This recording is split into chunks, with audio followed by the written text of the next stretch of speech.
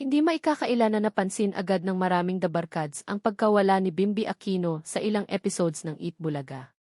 Matapos ang sunod-sunod na appearances niya at ang malaking atensyong nakuha ng tambalan nila ni Raiza, biglang nagkaroon ng mga araw na hindi siya nakikita sa programa.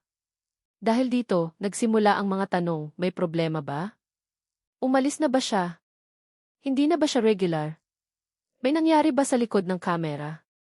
O may ibang dahilan lamang kung bakit hindi siya pansamantalang lumalabas? Mahalagang paghiwalayin ang nakumpirmang impormasyon mula sa mga haka-haka ng social media. Sa mga available na ulat, wala pang malinaw at opisyal na pahayag mula sa Eat Bulaga o kay Bimby na nagsasabing tuluyan na siyang umalis sa programa. Isa sa mga dahilan kung bakit wala si Bimby sa Eat Bulaga ay dahil dumalo ito sa ika-43 na anibersaryong pagpanaw ni Ninoy Aquino. Ibig sabihin, ang ilang araw na pagkawala niya ay hindi sapat na basehan para sabihing tinanggal siya, nag-resign siya, o tuluyan nang natapos ang kanyang stint sa programa. Mas malinaw ang konteksto kapag binalikan ang naging takbo ng kanyang pagpasok sa Eat Bulaga. Hindi naman talaga nagsimula si Bimby bilang isang permanenteng miyembro ng programa. Ang unang malaking pagbabalik niya ay naging espesyal na guest appearance para sa birthday ni Raiza noong June 12, 2026. Doon muling nagkita ang dalawa matapos ang maraming taon. Naging viral ang kanilang reunion dahil kilala na sila ng publiko mula pa noong bata pa sila at pareho silang naging bahagi ng pelikulang My Little Bossings. Mula sa simpleng reunion, mabilis na lumaki ang interes ng publiko. Naging kapansin-pansin ang chemistry ni Bimby at Raiza. Hindi lamang dahil sa kanilang nakaraan, kundi dahil sa paraan ng kanilang pakikitungo sa isa't isa. Maraming manonood ang natuwa sa kanilang natural na kulitan, at may mga netizen na nagsimulang gumamit ng pangalang Maybe para sa kanilang tandem. Pero higit sa lahat, ang naging mahalagang development ay ang pagbabalik ni Bimby sa harap ng kamera.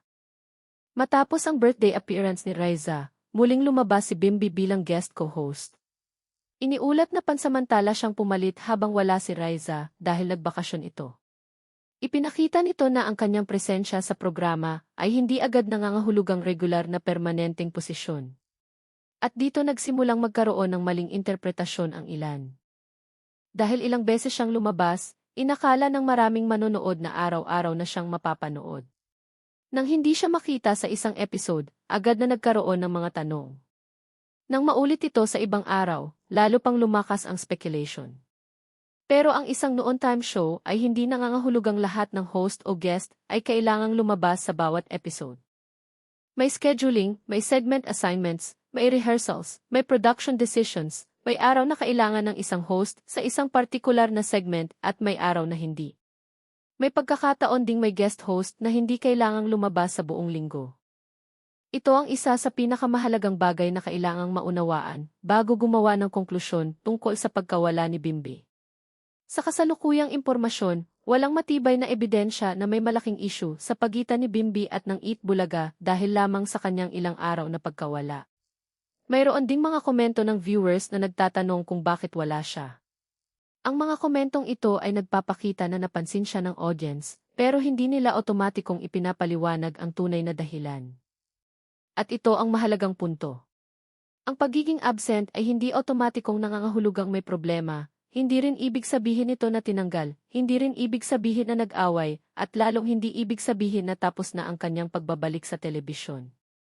Kaya ang mas makatwirang pagbasa sa sitwasyon ay pansamantala lamang ang kanyang pagkawala, habang ang eksaktong personal o production reason ay hindi malinaw na isiniwalat sa publiko.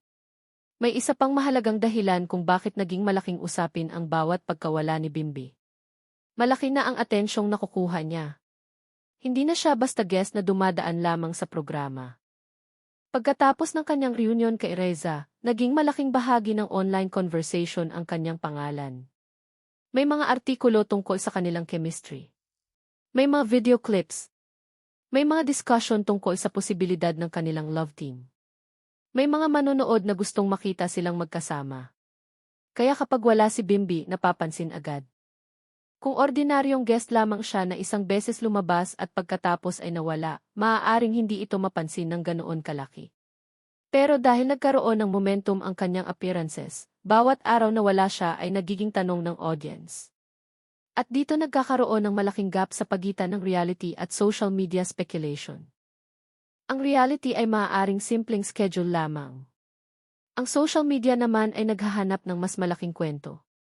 May nagsasabing baka may disagreement, may nagsasabing baka hindi na siya regular, may nagsasabing baka may ibang project, may nagsasabing baka may personal na dahilan, may iba namang gumagawa ng mas malalaking kwento kahit walang source.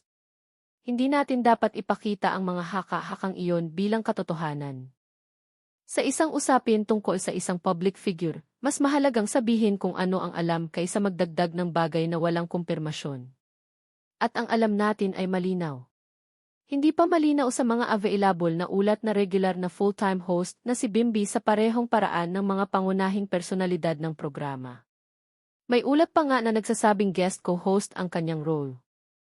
Ito ang maaaring magpaliwanag kung bakit hindi siya kailangang makita araw-araw.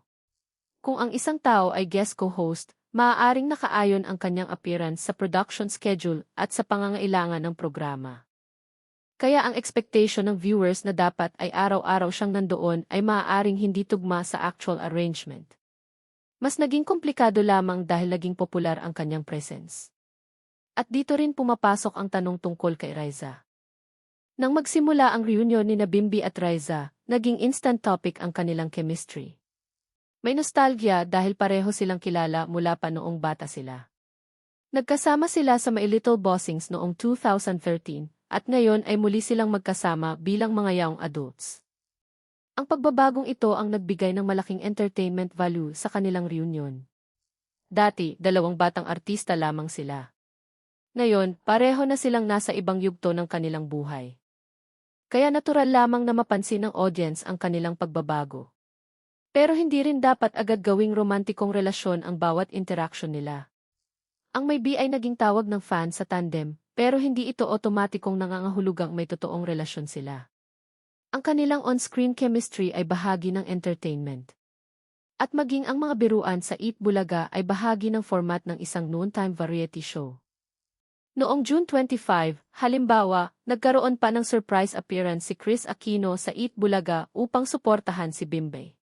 Ang kanyang pagbisita ay naging malaking moment dahil nakipagbiruan siya tungkol kina Bimby at Riza. Ipinakita rin ito kung gaano kalaki ang public interest sa pagbabalik ni Bimby. Pero hindi rin ibig sabihin na dahil sinuportahan siya ng kanyang ina sa isang episode ay permanenteng magiging regular siya sa programa. At hanggang sa may bagong kumpirmasyon mula sa kanya o sa programa, iyon ang pinakamatibay at pinakaresponsableng konklusyon tungkol sa kanyang ilang araw na pagkawala sa Eat Bulaga. At sa ngayon, hindi pa tapos ang kanyang kwento sa The Barkads. Nandoon pa rin ang koneksyon niya sa Eat Bulaga. At habang patuloy siyang nakikita sa programa, patuloy ding susubaybayan ng mga The Barkads kung saan hahantong ang kanyang bagong chapter.